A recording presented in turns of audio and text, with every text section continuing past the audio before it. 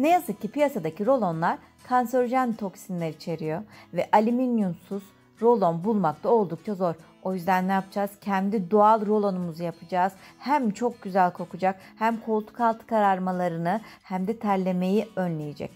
Gerekli malzemelerimiz Hindistan cevizi yağı, mısır nişastası,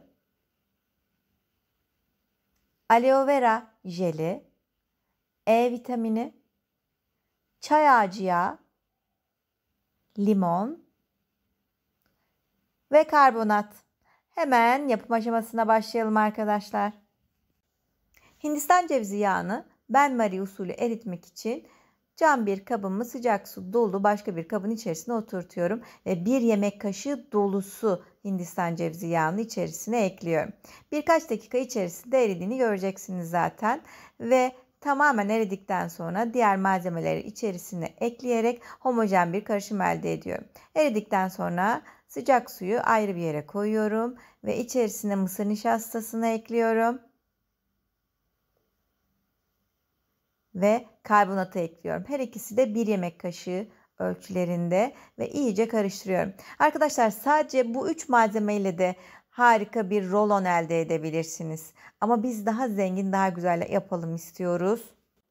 Aloe vera bitkisini kestikten sonra o sarı suyunu akıtıyoruz biliyorsunuz. Birkaç dakika dik bir şekilde beklettikten sonra fazla lateksin cildimize zarar vermemesi için o sarı su kısmını attık, güzelce yıkadık ve yapraklarını iki taraftan kesiyoruz. İsterseniz hazır aloe vera jeli de kullanabilirsiniz veya hiç kullanmayabilirsiniz. Ama bu şekilde yaptığınızda koltuk altı kararmalarından kurtulurken, ter kokusunu önlerken aynı zamanda cilt bakımınızı, koltuk altı bakımınızı da yapmış oluyorsunuz. Vücudunuza gerekli olan o nemi, vitaminleri yüklemiş oluyorsunuz. Çok daha güzel bir rolon oluyor. Hem doğal hem de içerik bakımından oldukça zengin ve çok daha faydalı bir rolon oluyor. Ben çok memnun kalarak kullanıyorum arkadaşlar. Yaklaşık 1,5 yemek kaşığı ölçüsünde aloe vera jelimi de karışımıma ekliyorum ve iyice çırpıyorum.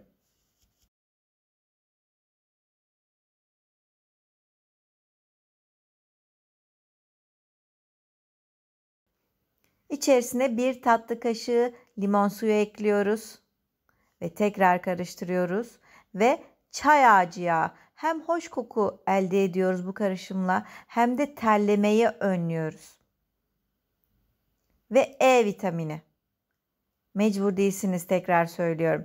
Ama kullandığım tüm malzemeleri kullanırsanız gerçekten sonuç mükemmel oluyor. Ve karıştırdıkça daha kremsi bir yapı elde ettiğinizi göreceksiniz. Boş şişelere atmıyorsunuz.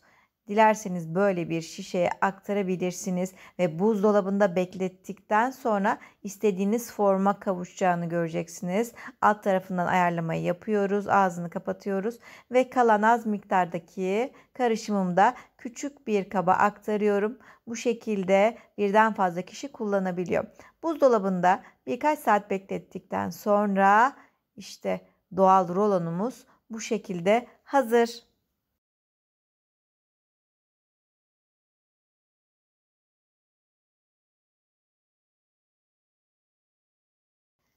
Limon, karbonat ve çay ağacı yağı ekleyerek terlememizi minimum düzeye indirdik. Koltuk altımızdaki zararlı bakterilerden, mikroplardan kendimizi koruduk ve koltuk altı kararmasının önüne geçmiş olduk. Aynı zamanda aloe vera jeli ve E vitamini ekleyerek de cildimize gerekli bakımı yaptık. Bu doğal rolonu umarım siz de kullanır ve memnun kalırsınız. Sağlıcakla, hoşça kalın.